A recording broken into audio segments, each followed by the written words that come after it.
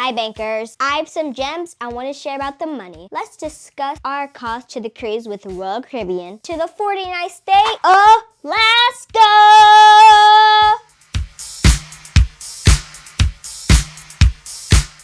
If you want to know the details of what it cost to this family of four, keep listening. For my sister and I, this was our first flight and our second Royal Caribbean cruise. But we remember very little about the first cruise in 2016 because we were so young. We reserved an interior cabin with a virtual balcony for the four of us. There was a king-size bed and a sofa with a pull-out bed. We did not have a window. The room was tight. We had to think about every single step we made in the room, quite literally. We did participate in the Royal Up option. We made bids on a better stateroom for the cruise, but our bids were not accepted. Price tag! We paid $4,740.32 for the cabin for our July 2023 cruise. Our other costs, we prepaid the gratuities of $448 for the group internet. It was $132.93. So 3 months before we left Georgia, we had already spent a total of price tag $5,321.25. Those are some real money. We'll discuss excursions at a later time. Poof. Once we saw another YouTuber's video, we knew we wanted to eat at Wonderland. About 2 weeks before, we purchased the specialty restaurant package for 3 restaurants. Our server was Eric from Wonderland. He was awesome! We made reservations at Chops and Jamie's Italian as well. We purchased the 3-night dining packages for 4 with a price tag of $323.96. Note, none of our costs include alcoholic beverages. It's time for airport parking. Because there were 4 of us traveling, we had a lot of luggage and we decided to drive our minivan to the airport. A neighbor told my mom about a low-cost place to park.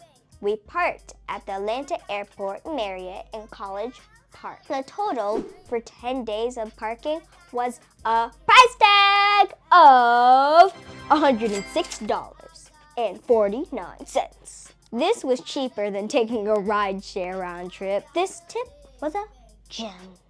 Let's discuss airline tickets. Have you ever wondered about all those hidden costs in airline tickets? What are all those taxes and fees? I have answers for you. Let's get into it.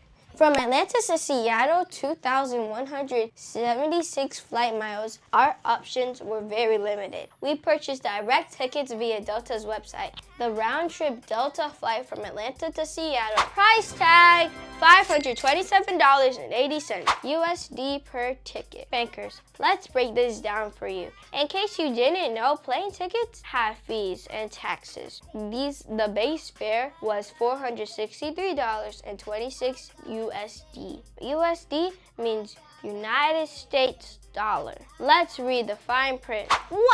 What are all these fees and taxes? Then there's the United States September 11th security fee of $11.20 on the ticket. In our research on the TSA website, we found out that the passenger fee is collected by air carriers from passengers at the time of transportation is purchased. The next charge on the ticket is the United States transportation tax, $34.74. This is a federal excise tax. Federal excise tax of 7.5% is charged on all domesticated flights.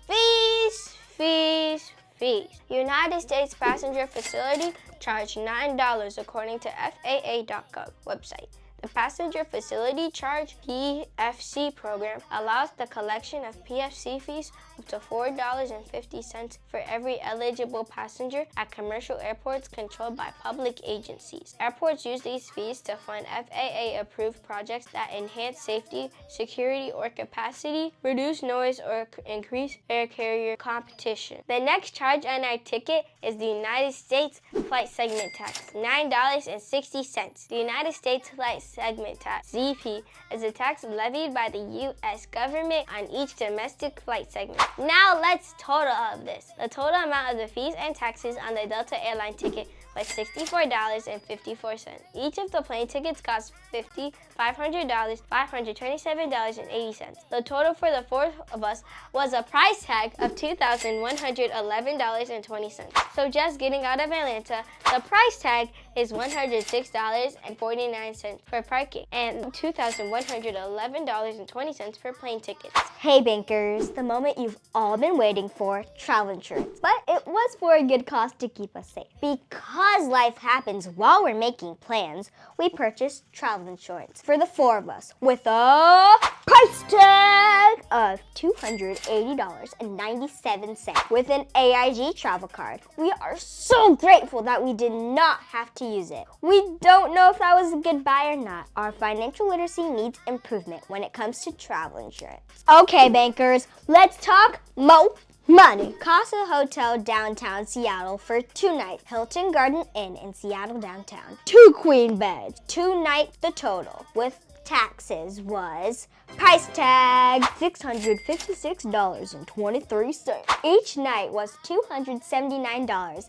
and the taxes were price tag $98.23. We must mention, when we arrived at the hotel, there was an issue. We arrived after midnight, but our mom called before time and told them that we would be arriving late. They gave the room to someone else. When we arrived, we were told that our only option was a room with 1 bed, and they set up a rollaway bed for my sister and me. The maintenance guy was great. He did everything he could to accommodate us. That's some great gratuity. He realized that we were tired and it was late. My mom went to the front desk and made a complaint the next morning, and they adjusted our rate. We should not have to ask for that. That price should have been adjusted when we checked in. We stayed 2 nights at the hotel so we could enjoy time in Seattle. We needed transportation from the hotel to the cruise port. From Hilton Garden Inn, downtown Seattle, to the Quantum of the Seas ship was $20 per person. There was 4 of us, so that means it was $80. Airport return from Quantum of the Seas to Seattle-Tacoma International Airport was $25 per person. Again, there were 4 of us, so that means it's $100. The travel agent organized this. We traveled with families, others' kids who were taking the marine biology science class with us. The company she chose was great. For our family, the costs were a total of price tag $180 to and from the port. Okay, bankers, let's total this out. Based on these numbers, we have totaled $8,980.10. Bankers, this is real money for our family. This is the cost of traveling during peak season. If you can, we suggest you travel during non-peak season. Research flight costs as soon as you can. Research all options for excursions and plan the things that are important to you. Please hit that like and subscribe and share to others that are considering an Alaskan cruise. We took our time to provide you with good information about our experience and expenses. I hope this information is helpful for you. I gotta say